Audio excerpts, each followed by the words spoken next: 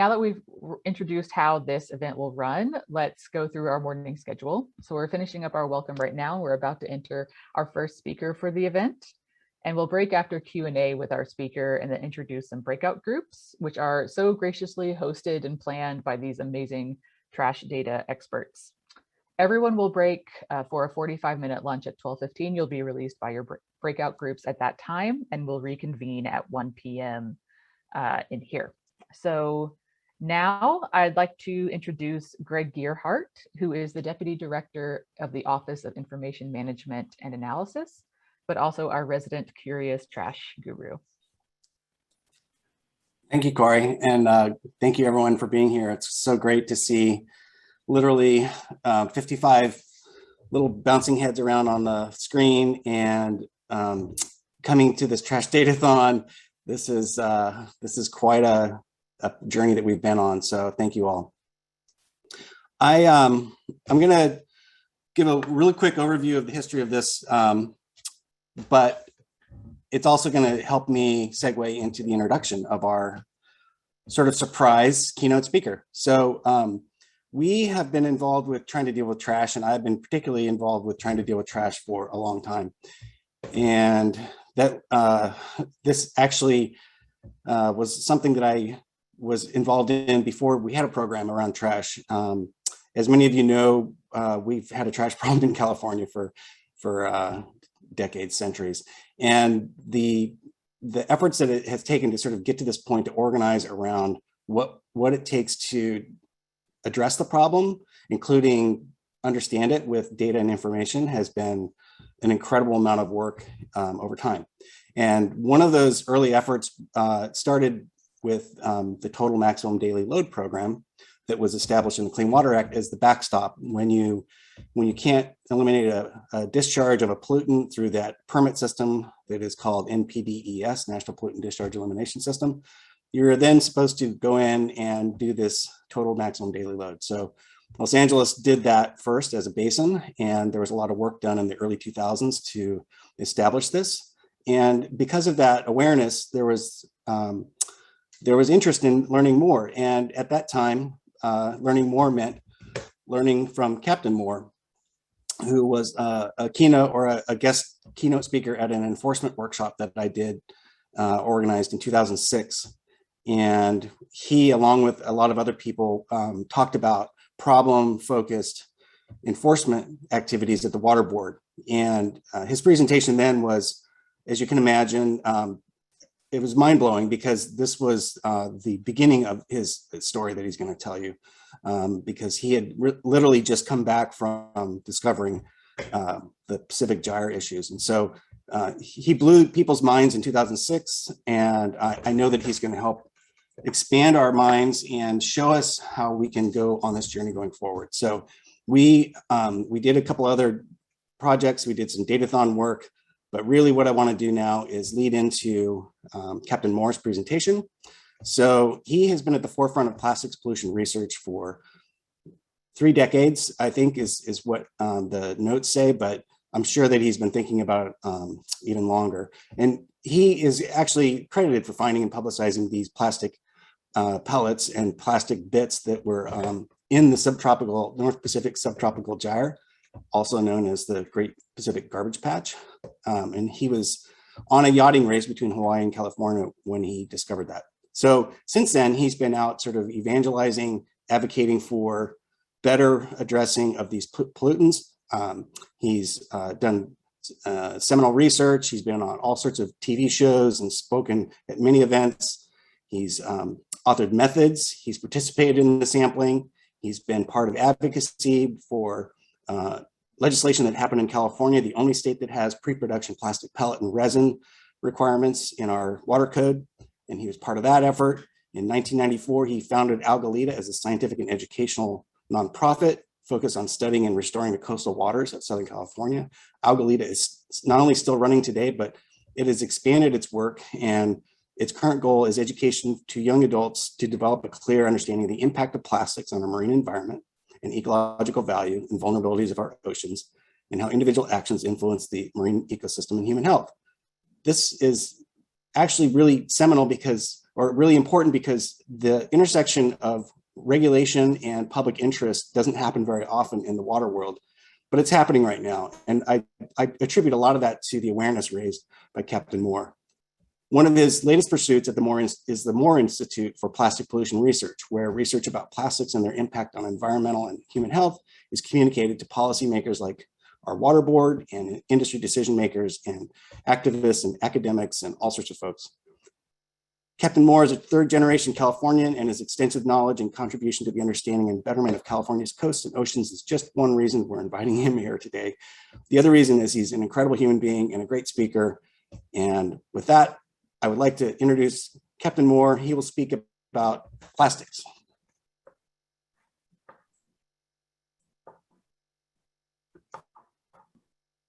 Hello, everyone.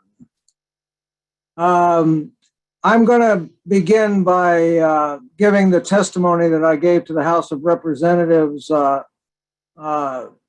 Transportation and Infrastructure Subcommittee on forever chemicals and emerging contaminants. And I was invited because basically I've been playing the long game with our Representative Alan Lowenthal since for 30 years. I was part of the group that helped get him elected to the city council here in Long Beach, and have followed his career as he moved up to eventually arrive at the House of Representatives. And during that time, I showed him samples of my trawls from the Great Pacific Garbage Patch, and then invited him down with Algalita to the Long Beach Peninsula, where we sifted the sand and showed him the microplastics in the sand on the beach. And when I did end up being called by his organization to speak to this Transportation and Infrastructure Committee of the House of Representatives, I was the only one of the panelists who he introduced personally and told the story of our relationship. And so that just goes to show you that by playing the long game with the politicians, that you can finally get your message out there if you're consistent and keep at it. So I'll start with this just as I gave it to the House. It's only 5 minutes, and so that's going to be how I begin, and then I will transition to the speech that I gave just a week ago today in Amsterdam at the Plastic Health Summit. So here goes the first part of my presentation to the Transportation and Infrastructure Subcommittee on Forever Chemicals. Honorable Chair Napolitano and Ranking Member Rouser. Plastics, the giant molecules that have come to characterize the modern age, are not well understood by the average citizen. We Americans love stories of explosive growth that leads to expansion of our economic base, and that plastic story is easily told. We had to manufacture the first plastics to win World War II. After the war, new mass-produced plastics replaced traditional materials and, because of their infinite moldability, became the designer's dream that ushered in the throwaway society. And boy, did we throw plastics away. That story of plastic is a bad one. I wish the Ellen MacArthur Foundation's estimate of an ocean half plastic, half fish by mid-century in just 29 years was alarmist propaganda, but it's based on peer-reviewed science. So is the estimate that we breathe in 16 bits of plastic every hour, a credit card's worth every week. Synthetic polymer litter and dust are different from their natural cousins because of their endurance. Even when they break apart and appear to go away, they persist as tiny microplastic pieces. Since I discovered these microplastics in the Great Pacific Garbage Patch in 1999, 6 times as much as the associated zooplankton, I have been writing and lecturing on plastic use and waste. The topic has little political baggage.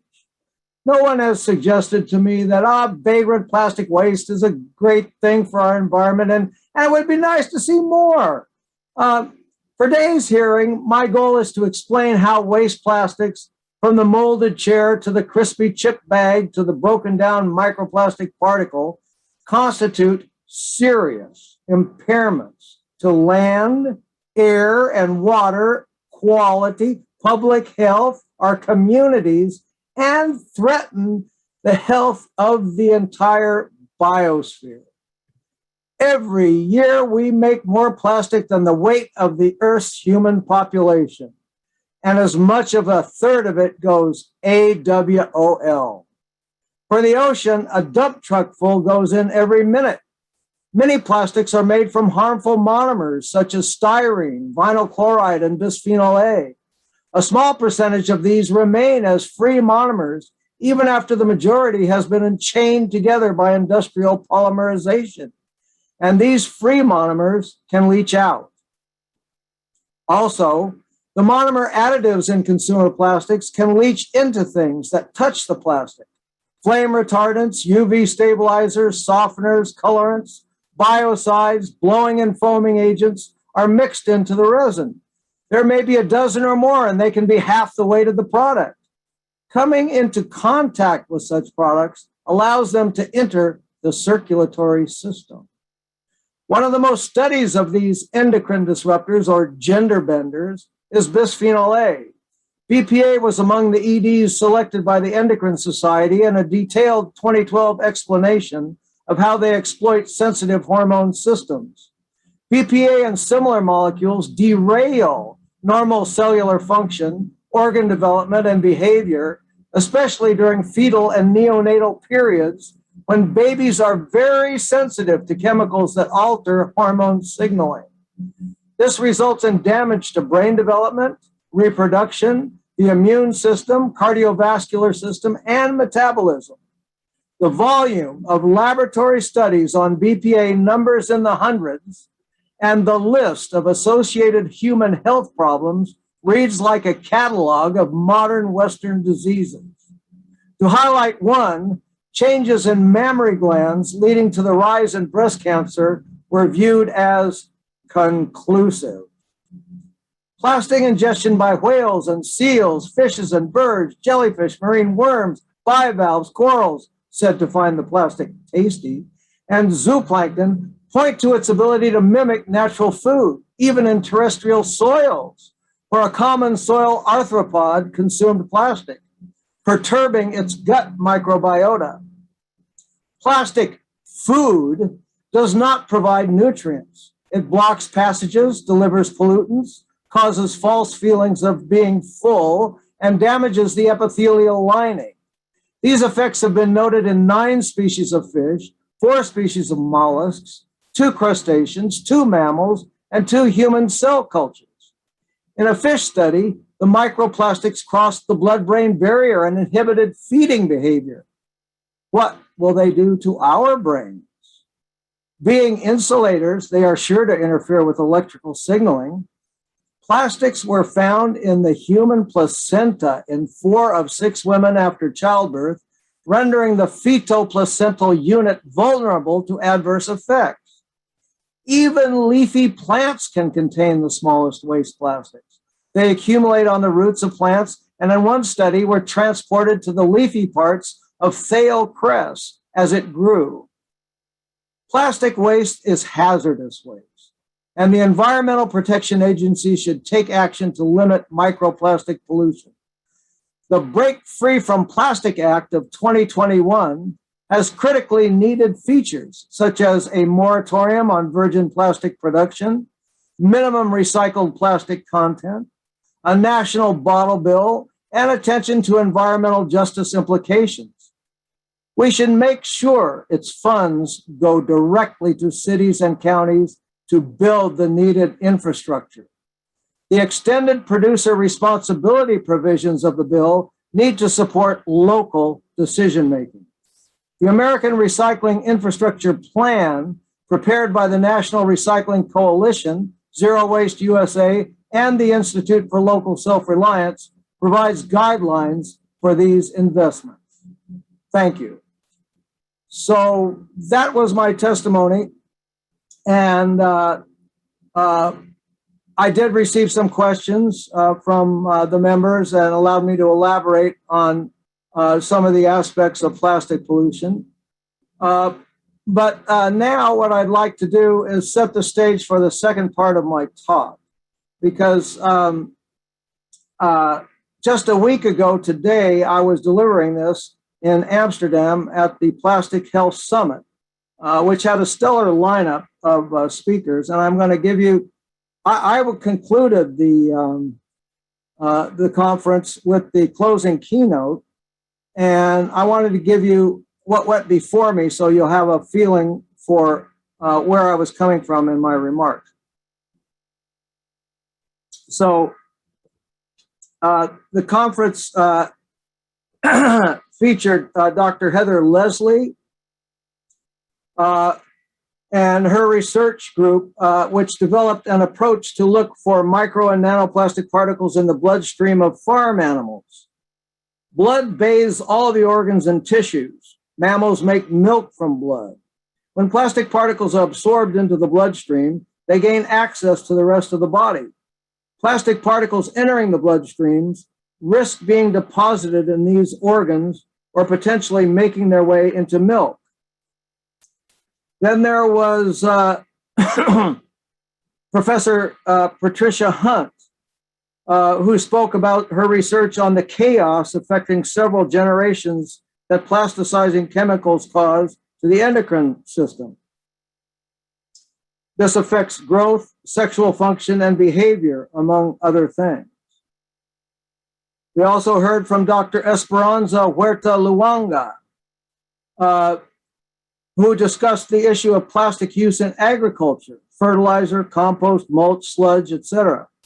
Microplastics in soil affect soil life and crop growth.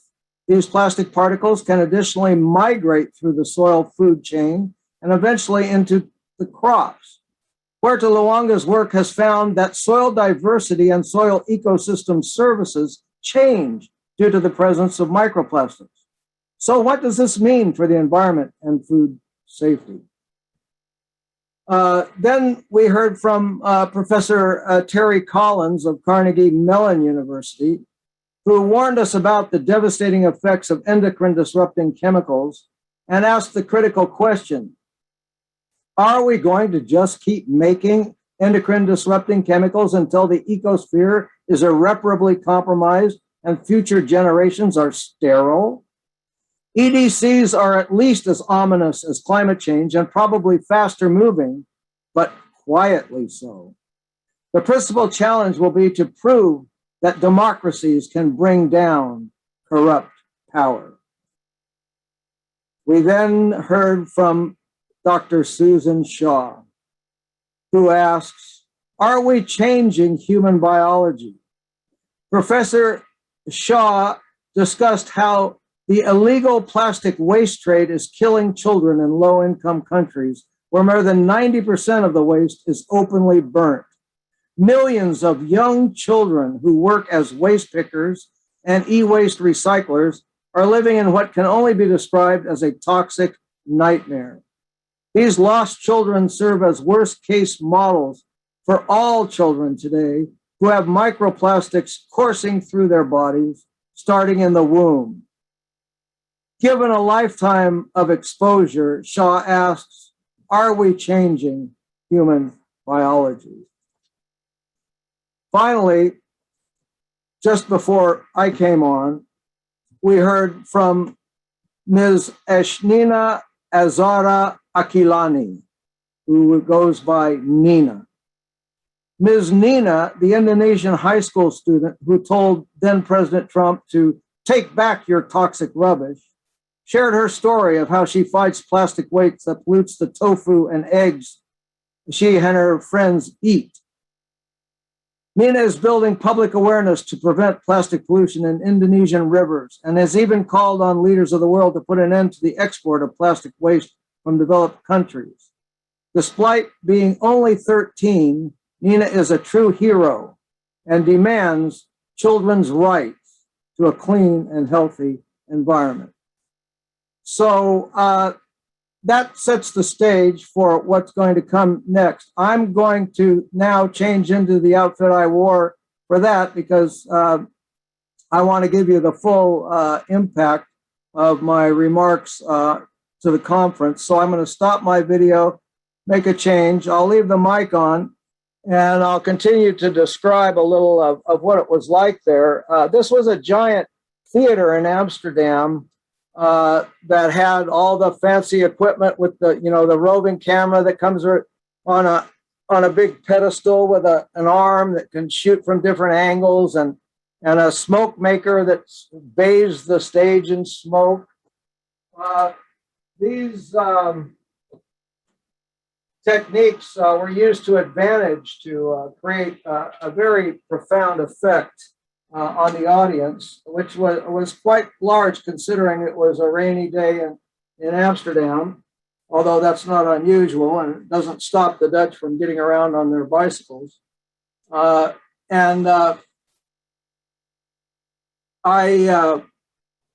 come out wearing a Indonesian warrior's headband that was given to me by Nina's father. And then I begin my remarks. So we're just about ready now.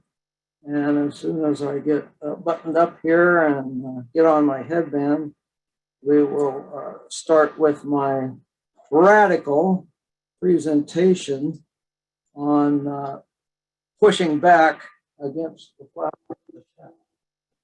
So here we go. I'm loving this. This is theater, Charles. This is great.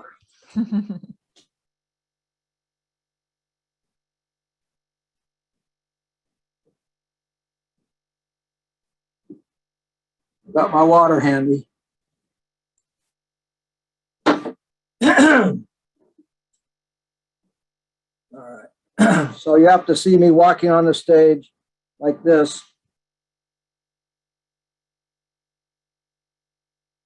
I am a revolutionary. I revolt against the now truly worldwide system of producing and consuming that is unable to provide the one essential benefit: health. Not for us, not for our planet. I want to stop bad products and harmful waste that make us and our planet sick. But as the movement I helped create pushes back against the plastic attack, the system merely shrugs it off and produces more plastic crap. That the system ignores our demands for cutting down on waste and pollution is no mystery, because it succeeds by maximizing return on investment, ROI, the modern euphemism for profit. Maximizing profit includes this simple imperative: make the unprofitable negative outcomes created during production and consumption someone else's problem. Externalize them. Spoiler alert, we have reached the point where someone else is all of us and our planet. It chokes on their externalized crud. The problems caused by the system's overwhelming productivity over the last 400 years are so vast, they engender resignation that happens, quote, when evil doing comes like falling rain, unquote. The rich, although they can rocket away for a brief trip, must realize that their system will have to change, right? Actually, no. Return on investment increases with increasing pollution. There's so much more to do, especially when forever chemicals cause serious conditions in multiple generations. And we see early death, as demonstrated in recent papers on phthalates and bisphenol A. The system produces research that results in the production of profitable remedies for big pharma. The realization that a series of short-lived and sickly generations is more profitable than a series of long-lived and healthy ones. Let me repeat that.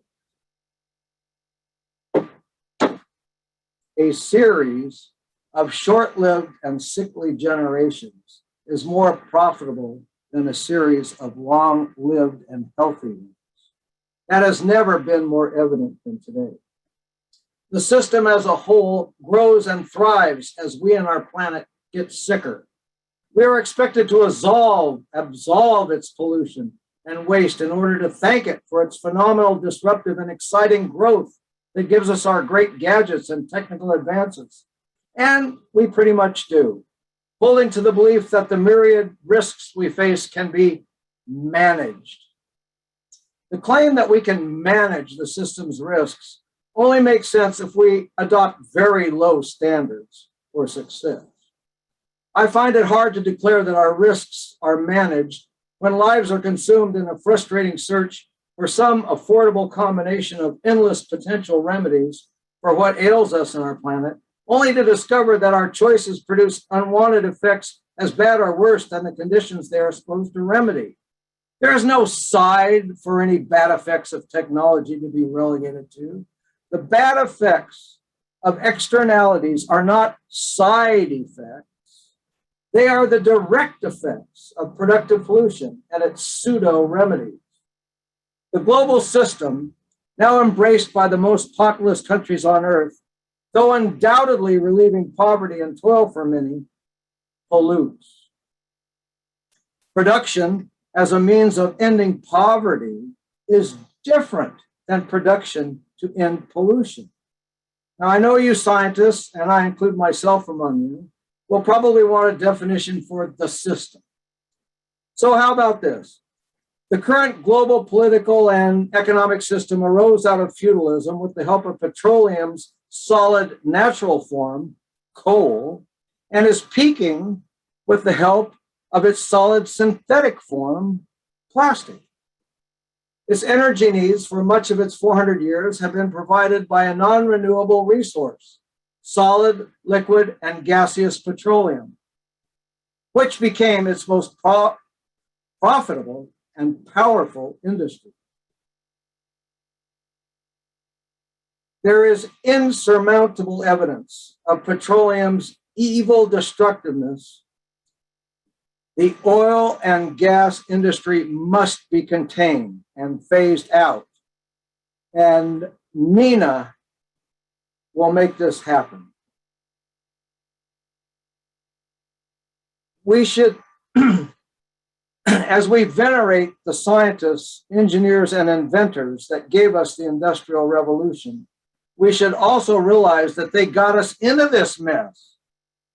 And many are still hard at work for corporations making the situation worse. Scientists are afraid of losing their jobs and income like everyone else, and are subject to the lifelong economic pressures we all face. Scientists can be bought the same as politicians, but they can also refuse to create pollution, and they can work to end it. Due to the complexity of the problems we face from monetizing scientific advances, the illusion arises that only science and technology can solve them. But even our champion scientist and disruptor, Albert Einstein, who said he would have become a shoemaker if he knew what technology would do with his science, stated, "No problem can be solved from the same level of consciousness that created it. Scientific consciousness is bound to what is.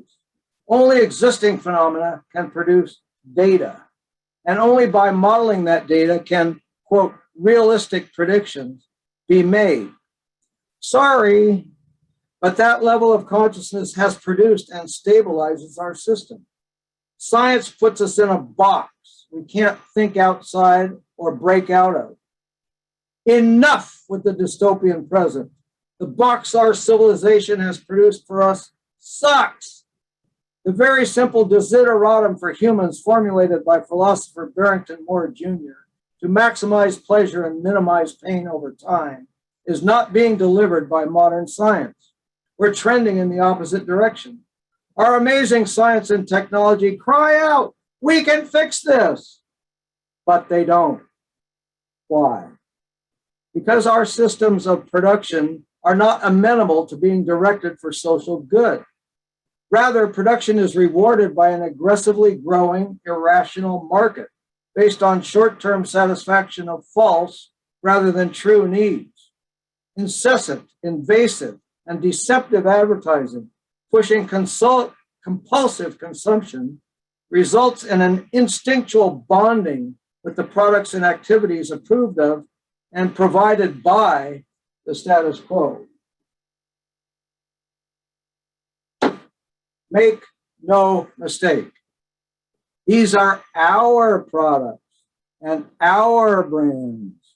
As external forces invade our self-space through bright, scrollable screens and standardize our instinctual reactions with emojis and memes, we become less able to achieve the radical new consciousness necessary to create a new system.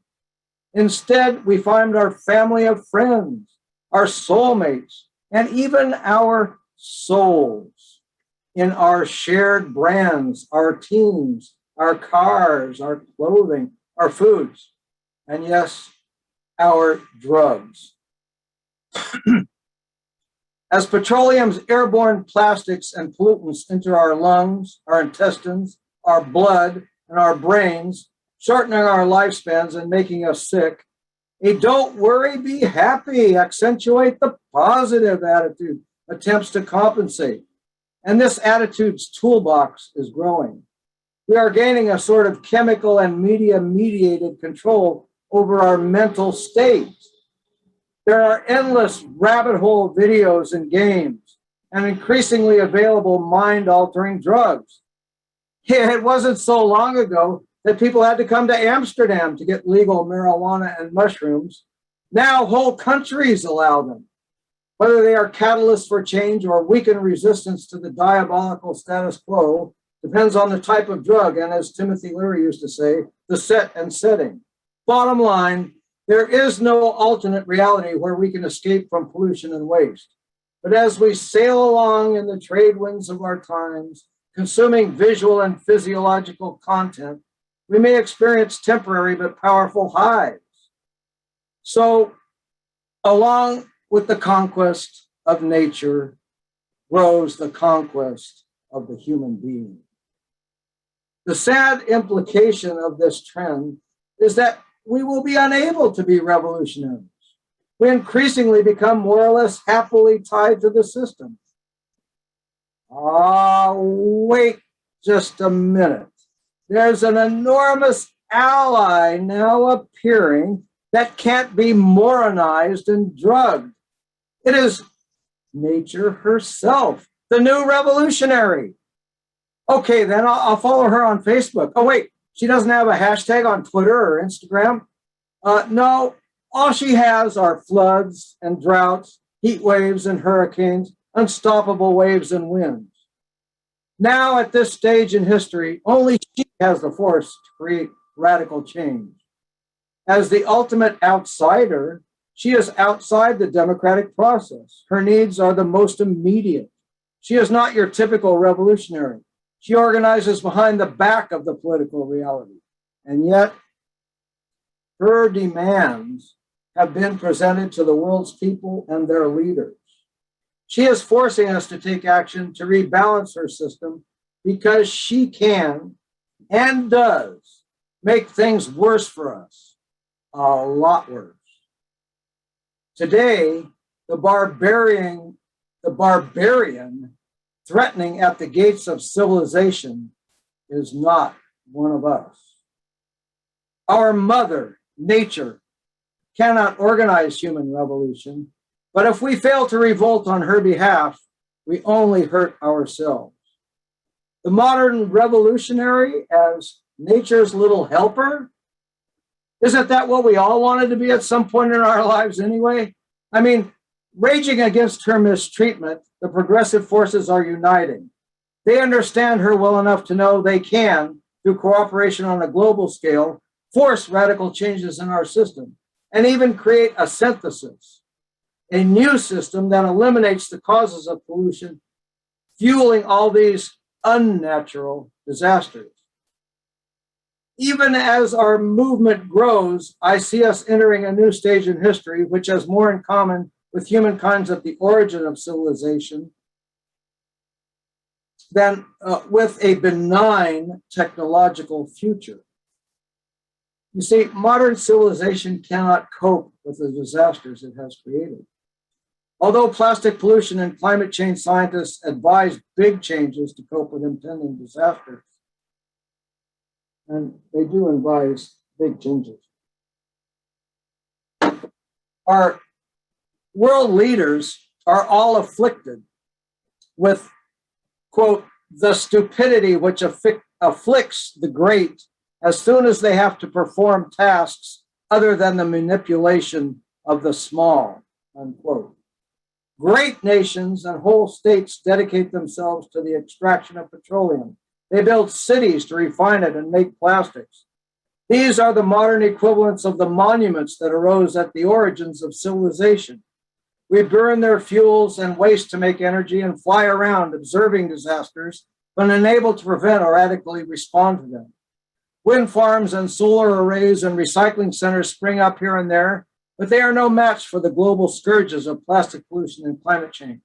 To me, they seem like the offerings given to the gods by our ancient ancestors to spare them from what then actually were natural disasters.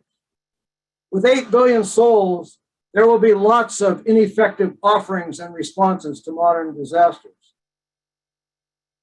So, what about us who care and understand?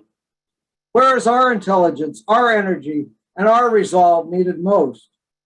I believe we need to expose our deep mental and physical dependence on the system and its products, detail its downside, and liberate ourselves through local self-reliance. Not only does electronic communication unite us with allies around the world, it unites us with our local producers and partners. Go ahead and collaborate with colleagues abroad, but look for unpackaged local products to supply your needs for food, clothing, energy, and infrastructure. Needed change is happening much too slowly, but always remember, no system in world history was eternal, and we must prepare for the current system's eventual and inevitable dissolution. We have a couple more minutes for you, Charles. Okay, for a brief time, we actually got to watch the system disappear during COVID. What a revelation to observe a restricted but cooperating humanity produce blue skies, clear air, and quiet. Local productive capacity came into its own. My own home farm became a focal point for my neighbors to get fresh organic produce. I have been a certified inspected producer at my urban farms for many years, but my local small-scale production became something it had not really been before COVID, needed and important. Neighbors flocked to my farm stand for fresh produce and camaraderie. The mounting and unpredictable backlogs in the so-called supply chain will continue until we learn to rely on our own region for our basic needs and turn the supply chain into the zero waste loop. I like the concept of the regional reliance inventory. It's a simple fraction. The numerator, the number on top, is the total number of necessities that can be regionally provided. The denominator or bottom number is the total of those goods that must be shipped in from outside your region. The idea is to maximize the numerator by increasing local production and diminish the denominator by trading what is made in your region for what has to be shipped in from outside. In this way, we gradually wrest control from the big corporations and their crummy brands and create an economy that doesn't need everything wrapped in plastic and shipped over long distances. No matter whether shipped by boat, truck, or plane, products from far away wrapped in durable plastic packaging cause pollution and challenge accountability. I believe the anchor for regional production will be the Resource Recovery Park. I was asked to write an editorial for ISWA, the International Solid Waste Management Association, by an editor of its newsletter, one of my neighbors. I chose to write about how to set up a resource recovery park on an open dump site. I gave it the title, Mine Landfills Now, which I've given to your organizers, that article. It opposed the association's drive to close landfills and advocated digging them up to get all the recoverable resources out using both artisanal labor and advanced technology. I outlined recovery and processing of various classes of resources modeled on my own small-scale experience. This would be farming, there would be farming nearby to use the composted biodegradables. And for hazardous waste, I advocated the founding of a resource recovery university at the entrance to the park, built with recycled materials from the landfill. It would study hazardous materials and develop methods for reducing and dealing with them. Landfill mining is actually being done already on a small scale, where the value of real estate that the landfill sits on is greater than the cost of mining the resources out of it to prepare it for sale. We need to mine all landfills. We have a lot to learn and a lot to do. Better create the conditions for the circular economy now. Time's a-wasting. My editorial was rejected by the association's editorial board on the grounds of not being scientific. When you get an editorial rejected for not being scientific, since they never are, you can assume that the real reason is that it was too radical or too idealistic. My colleagues at the Institute for Local Self-Reliance printed it, and if my general suggestions are followed, lessons learned will drive resource recovery park creation worldwide. Circular and steady state economic models are in demand, and the World Happiness Report is taken seriously because formerly subjective and metaphysical notions are now objectively being quantified based on developments in modern science itself. While the human body has been relegated to the status of a market for big pharma and social media advertising, it is also more easily understood by the individuals who live in it. They want to maximize pleasure and minimize pain over time. And a brand new political and economic social reality will be necessary to reach that goal. It will feature cooperation over competition. Waste-free, healthy living would be part of that reality, but its future form can only be revealed and take shape as we struggle to create it. There are no blueprints or assembly instructions for revolution. All you creative nature's little helpers out there, get to work and push back against the plastic attack. Time is not on our side. Thank you. That ends my presentation. Awesome. Thank you so much.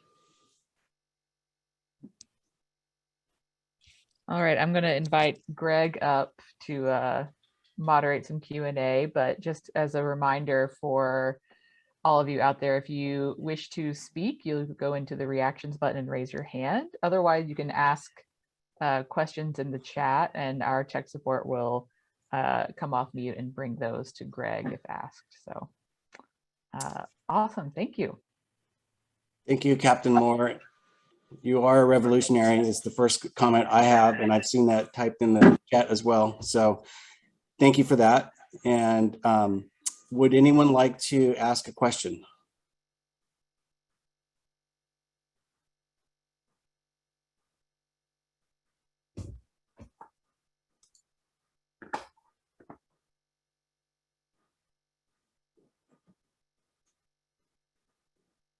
Yes, Win. Can you unmute yourself? Or do I have to do that? I asked him to unmute himself, so let's see if that works. Okay. Can you hear me? Yep.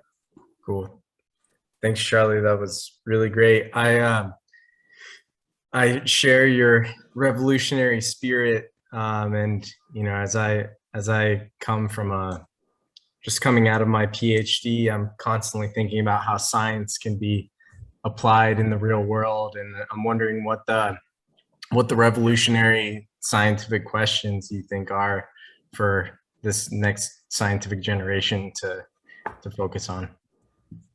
The revolutionary question is, what will it take to change the system?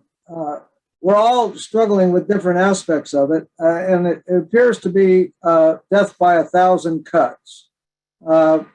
This won't be a revolution, 1917 style.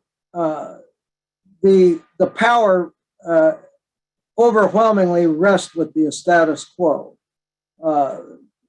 So the subversive nature of our revolution is one in which we contain the system's externalities gradually and compress it, and you know, it is causing a tremendous amount of decay itself.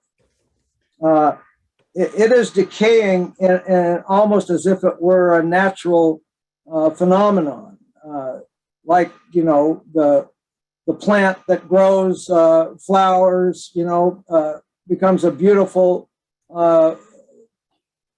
large flowering plant, and then dies and becomes compost for a new generation.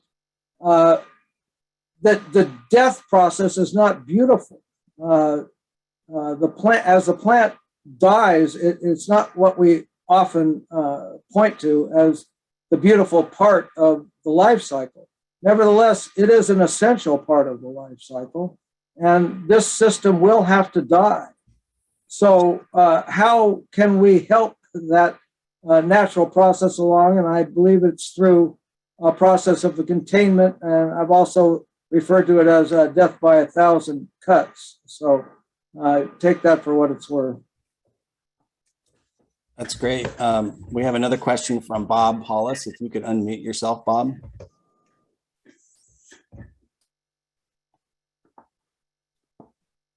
You're live. Hey, Captain Moore. Good to see you again. Many years ago, I had the privilege of going out on the Angelito with you at a CRA conference and collecting samples coming out of the Tijuana River, and have paid close attention to all of your work ever since. Thank you for your diligence and persistency. And what I'm wondering is there anything going on at the national level or in California that you're excited about that we can put our weight behind and try to help see it through to fruition? Absolutely. I'm very excited about my state and about my congressman's Break Free from Plastic Act. You know, we have to use every tool at our disposal. Our toolbox needs to grow along with the toolbox of the opposition. And our toolbox now in California has the legislation that was passed regarding plastics in drinking water, and the need to create standards for monitoring drinking water and eventually reducing drinking water's plastic load. And that will be the model for reducing the plastic load in other systems eventually.